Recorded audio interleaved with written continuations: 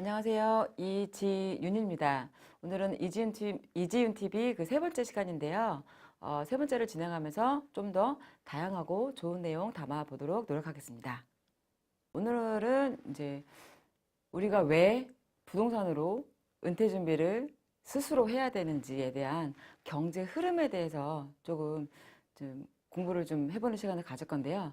이게 굉장히 조금 심각하다는 부분들을 좀 먼저 말씀을 드리고 싶어요. 그러니까 제가 부동산에 투자한 게 저의 노후가 두려워서 투자를 시작했다고 말씀드렸잖아요. 그래서 이 노후가 얼마나 우리가 준비가 안 되어 있는지, 얼마나 심각한 수준인지, 우리가 준비하지 않으면 어떤 노후가 올 수 있는지 이런 부분들을 좀 짚어드리고, 이게 부동산 투자도 내가 당위성이 좀 서야지만 이게 투자를 지속적으로 할 수 있는 그런 원동력이 생기거든요. 그러니까 그런 부분들을 당위성을 좀 갖기 위한 그런 내용들로 오늘은 좀 공부하는 시간을 좀 가져볼 건데요. 세계적인 이제 흐름을 조금 말씀을 좀 드리면, 우리나라는 복지의 천국은 아니잖아요. 근데 국제 은퇴 지수라는 그 노후 복지가 잘 되어 있냐 안 되어 있냐라는 그런 것들을 그 가름하는 지수가 있거든요. 이제 노르웨이가 국제 은퇴 지수, 그러니까는 국제 은퇴 지수에서 1위를 한 국가예요. 그러니까는 우리나라랑은 다르게 굉장히 노후복지의 천국이다, 이렇게 보시면 돼요. 노인들이 가장 살기 좋은 나라다, 이렇게 보시면 되는데, 여기 보시게 되면 연금 시스템이 보통은 사회보장제도와 그 다음에 퇴직연금, 개인연금 이렇게 세 가지로 이루어지거든요. 근데 노르웨이 한번 보세요. 시스템을 보니까 과거에는 사회보장제도가 굉장히 비율이 높았잖아요. 그 퇴직연금, 개인연금 이렇게 순으로 갖고 있는데, 현재는 어떤가요? 사회보장제도는 거의 비율이 반 정도, 과거에 비해서 반 정도로 줄었고요. 그 다음에 퇴직연금, 개인연금의 비율이 과거보다 거의 한 2배 이상 늘어났다고 보시면 될 것 같아요. 이게 왜 그럴까? 고민을 해보면, 노르웨이 같은 경우에는 고령화, 노령화를 인구 감소 이런 거를 저희보다 먼저 겪은 나라죠. 유럽 같은 경우, 유럽 국가들은 굉장히 세금 비율이 높잖아요. 그런데 근데 그 세수를 확보하는데 계속해서 세금을 올릴 수는 없거든요. 그러니까 세수를 확보하는데 이미 좀 한계점이 왔고, 또 고령화, 노령화가 있다 보니까 노인들이 오래 사시고, 그런 다음에 그런데 또 출산율은 저조하니까 아이들은 안 나니까 인구는 감소하고, 이렇다 보니 사회에서 보장을 해줄 수 있는 게 이제는 한계점이 온 거예요. 그러니까 노르웨이도 국제 은퇴 지수의 1위인 국가도 하물며 저렇게 사회보장제도를 거의 반으로 줄여나가고 있는데, 우리나라는 진짜 더 심각할 수도 있거든요. 그러니까 하물며 노르웨이 같은 나라에도 지금 사회보장제도를 많이 줄이고 개인연금 비율이 늘어났다라는 거는 꼭 한번 그 생각을 해보셔야 되는 부분이에요. 그러니까 너 스스로 노후를 준비해야 된다, 기초적인 그 경제 흐름이 이렇게 가고 있다라는 거 꼭 알고 계셨으면 좋겠고요. 이거는 노르웨이만 그런 게 아니라 대표적인 복지국가인 스웨덴이나 덴마크도 동일한 현상입니다. 동일해요. 그래서 전 세계적인 흐름이 이렇게 너 스스로 개인연금을 준비해야 된다, 이런 시스템으로 가고 있다라는 거를 좀 말씀을 드리고 싶었고요. 그리고 이제 이 방송을 이제 보시는 분들 대부분 좀 직장인들이 많으실 텐데, 직장인들 대부분 퇴직연금 가입하고 계시잖아요. 근데 우리나라는 퇴직연금 제도가 들어온 지가 사실 얼마 안 됐거든요. 근데도 벌써 DC형이라고 해서 확정기여형. 그러니까 뭐냐면 이거는 회사가 조금 지원해주고 투자자가 다 개인이 책임을 지는 거예요. 투자를 개인이 책임을 지는 거예요. 그러니까 이게 무슨 얘기냐면, 퇴직연금이 DB형하고 DC형 두 가지로 나누거든요. 근데 DB형은 확정급여형이라고 해서 회사가 일정 금액을 보장을 해주는 거니까 회사가 그냥 너를 책임진다, 약간 이렇게 보시면 되는데, DC형은 내가 책임진다, 이렇게 보셔야 되거든요. 쉽게 말씀을 드리면. 근데 미국 같은 경우에는 퇴직연금이 들어온 지가 굉장히 오래됐어요. 역사가 오래됐는데 DB형에서 점진적으로 DC형으로 바뀌었거든요. 근데 우리나라는 퇴직연금이 들어온 지가 역사가 얼마 되지도 않았는데도 벌써 DC형으로 대부분이 바뀌고 있어요. 그러니까 이거 뭐냐면 사회보장제도도 줄일 건데 개인연금도 내가 알아서 해야 되는데, 회사 퇴직연금도 DB형 안 할 거야. 회사가 책임 안 질 거야. DC형으로 갈 거야. 그러니까 개인 네가 책임져. 네 노후는 네가 책임져야 돼. 퇴직연금조차도 그런 시스템으로 가고 있다는 거 꼭 알고 계셔야 됩니다. 그렇기 때문에 부동산 투자로 임대소득을 꼭 만들으셔야 된다, 이런 흐름 때문에, 그래서 이런 당위성을 좀 드리기 위해서 제가 이 자료를 조금 준비를 한번 해봤고요. 자, 우리나라가 OECD 회원국 가운데 노인 빈곤율이 압도적으로 혹시 1위인 거 아시고 계시나요? 제가 이거를 보면서 굉장히 좀 심각하다라는 거를 느꼈는데 제가 노후가 두려워서 부동산 투자를 시작했다라고 말씀을 드렸잖아요. 아마 제가 부동산 투자를 안 하고 있었으면은 지금도 내 노후 때문에 굉장히 불안한 나날을 보내고 있겠죠. 사실은 제가 부동산 투자를 하게 된 계기 중에 하나가 저희 부모님인데 제가 저희 부모님 생활비를 드린 지가 한 14년 정도 됐거든요. 근데 저희 부모님은 시골에서 올라오셔서 그래도 강북에 집은 한 칸 가지고 계시고 뭐 저희가 해드린 거 조금 뭐가 있기는 있으시지만 그 본인 그 자식 셋을 가르치느라고 노후 준비를 전혀 못 하셨어요. 근데 그래서 그래도 이제 저희 부모님은 자식 용사를 잘 지셔갖고 자식들이 이렇게 생활비를 조금 보탬을 드리니까 뭐 조금이 아니라 전폭적으로 이제 지원을 해드리니까 저희 부모님은 생활하시는 데는 그래도 어려움은 없으시거든요. 근데 만약에 저희 부모님이 집을 한 칸 마련했는데 자식 농사도 제대로 못 지었어. 그러면 저희 부모님은 진짜 현재 되게 궁핍하게 생활하실 수도 있었겠죠. 병원도 제대로 못 다니시고. 그러니까 제가 부동산 투자를 했던 거는 저희 부모님을 보면서 나는 우리 부모님의 생활비를 지원을 해드리지만 과연 우리 자식들은 우리에게 생활비를 지원을 해줄까요?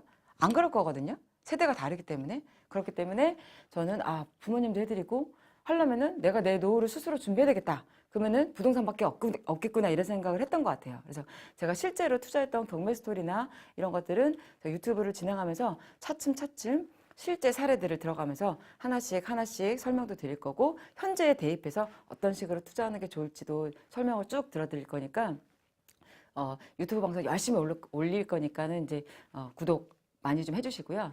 자, 우리나라가 OECD 회원국 가운데 제가 노후를 불안하게 생각했던 것처럼 노인 빈곤율이 66세 이상이 42.7%예요.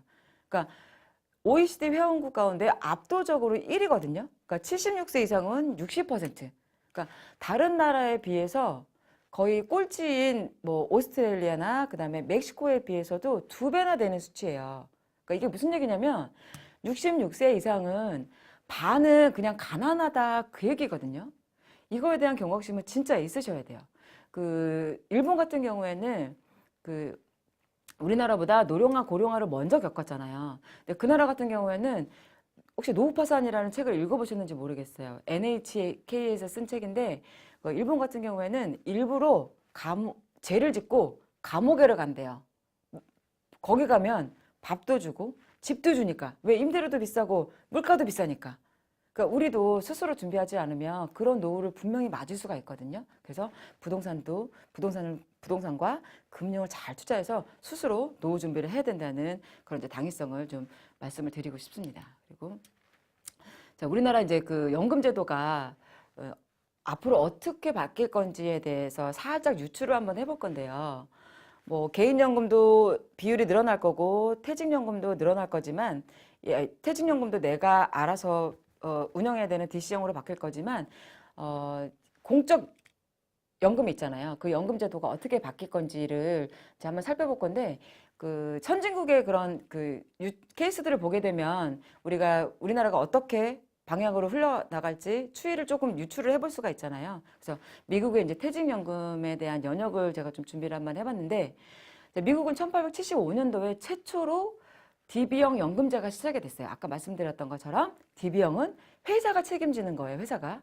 그러다가 그 이후로 쭉 여러 가지 이제 역사를 거쳐왔는데 1921년에 세금이연 제도가 도입됐고 그다음에 1935년도에 사회보장제도가 설립됐고 그러니까 이게 무슨 얘기냐면 미국은 1875년도에 DB형 연금제를 시작해서 DC형으로 바뀐 지가 얼마 안 됐거든요. 서프라임 고언저리니까. 근데 그러니까 미국 사람들은 회사가 지원을 해주다가 나중에 공부할 수 있는 기간이 있는 다음에 DC형으로 바뀌었어요. 그러니까 내가 스스로 투자할 수 있는 그런 공부할 수 있는 기간이 있었다라는 건데 우리나라는 그렇지가 않다라는 거죠. 도입된 지도 얼마 안 됐는데 벌써 DC형이야 대부분이. 내 스스로 투자할 수 있는 여러 개 투자할 수 있는 능력이나 어떤 이런 능력이나 이런 부분들이 약간 부족하기 때문에 개인연금도 퇴직연금도 제대로 준비를 못할 수가 있으니 내가 스스로 이런 그 노후를 준비하는 데 있어서 이제는 투자는 필수인 시대가 됐고 내 노후를 준비하는 거는 필수인 시대다라는 걸 좀 강조를 드리고 싶고요. 그래서 다시 이제 돌아와서 퇴직연금에 대해서 미국의 퇴직연금에 대해서 역사를 한번 쭉 살펴보면 1935년도에 사회보장제도가 또 설립됐고 그다음에 퇴직연금 그다음에 퇴직연금에서 제한적인 비차별법이 이제 1942년도에 적용이 되고 이렇게 쭉쭉쭉 내려가다 보면 이제 오늘은 이제 401k 연금에 대해서 제가 좀 설명을 좀 드릴 거거든요. 1978년도에 401k 연금이라는 게 도입이 됐어요. 그러니까 이게 이 연금, 미국의 연금의 역사를 쭉 한번 살펴보게 되면 우리나라의 연금의 제도가 어떤 식으로 흘러갈 건지에 대한 유추를 해보는 건데 이 401k는 왜 401k라는 연금의 이름이 붙었냐면 미국의 근로자 퇴직소득 보장법에 401조 K항에 규정되어 있기 때문에 401K라는 401K 연금이라는 이런 이름이 붙은 거거든요. 근데 이 대부분의 미국에서 90% 이상이 이 401K 연금에 가입을 하고 있어요. 그래서 미국도 그 정부 주도화에 있었던 공적연금이 개인연금이 지급 불능 위기에 빠지다 보니까 타겟책으로 만든 상품이 401k거든요. 이건 굉장히 성공적으로 지금 진행되고 있는 연금제도인데 이 연금의 내용을 좀 살펴보게 되면 월급의 10% 미국 직장인들의 월급의 10%를 무조건 떼어서 주식, 펀드, 보험 이런 데다가 투자를 하게끔 강제를 시켜놓은 게 이 401k 연금이거든요. 자, 이렇게 얘기하니까 조금 생각이 드는 부분이 좀 있지 않으신가요? 그러니까 우리는 예금하고 주식하면 되게 위험하다 생각하고 펀드하면 되게 위험하다고 생각하는데 미국은 과거부터 미국은 401k 연금이라는 걸 통해서 아예 그냥 직장인의 월급의 10%를 떼가지고 주식이나 펀드나 보험에 투자할 수 있게끔 아예 그냥 강제를 해버린 거예요.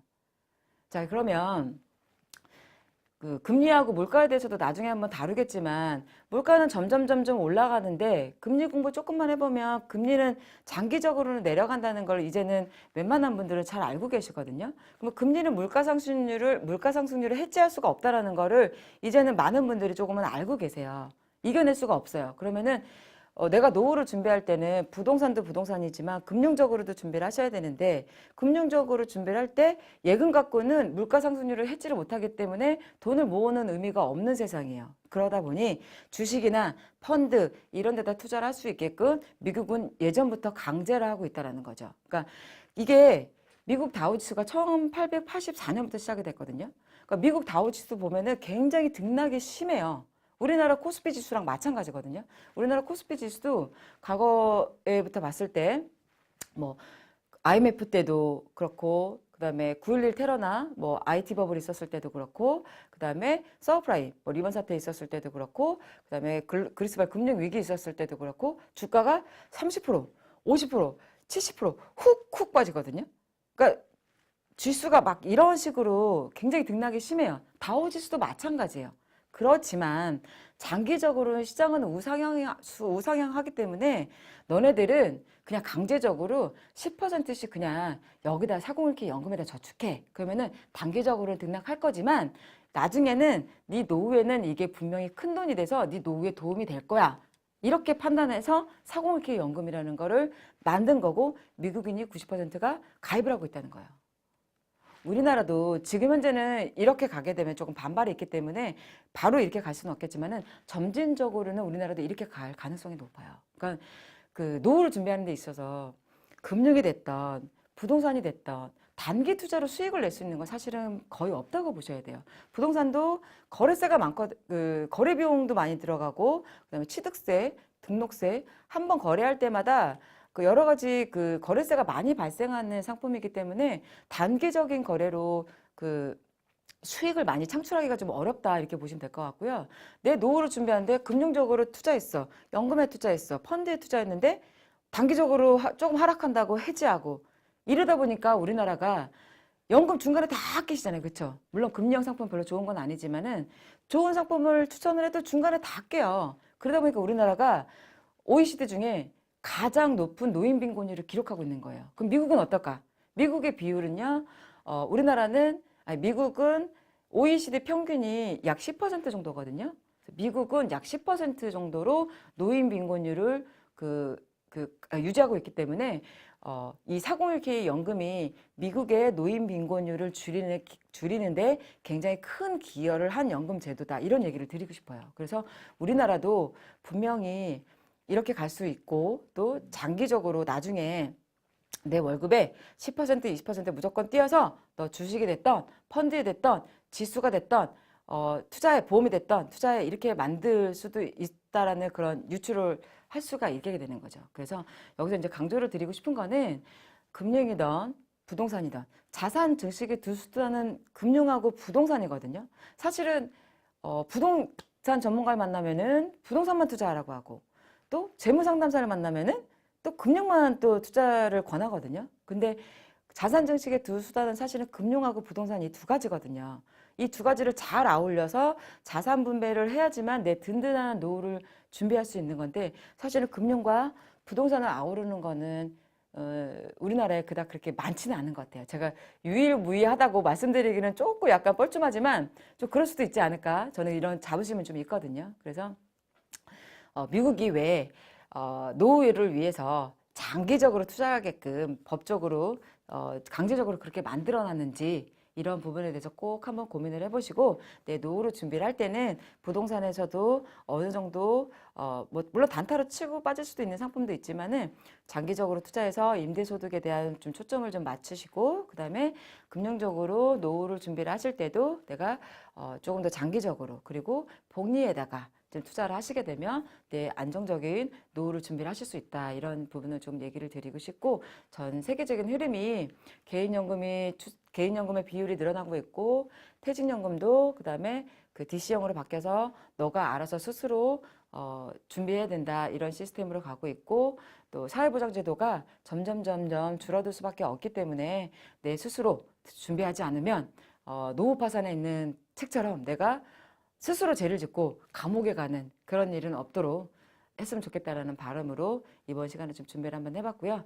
오늘도 세 번째 시간 또 이렇게 마치고 또 다음 시간부터는 좀 더 이제 디테일한 부분들, 뭐 부동산 정책에 대한 것도 좀 얘기를 드리고, 뭐 제가 썼던 가계부 최초로도 공개할 건데요. 보니까 너무 재밌는 내용들이 많더라고요. 그래서 이것도 내가 열심히 쓰다 보니까 그 하나의 컨텐츠가 될 수 있겠구나라는 생각이 들어서 저희가 또 PPT 자료들도 많이 준비해 놓고 했으니까 다음 시간도 기대해 주시기 바라겠습니다. 감사합니다.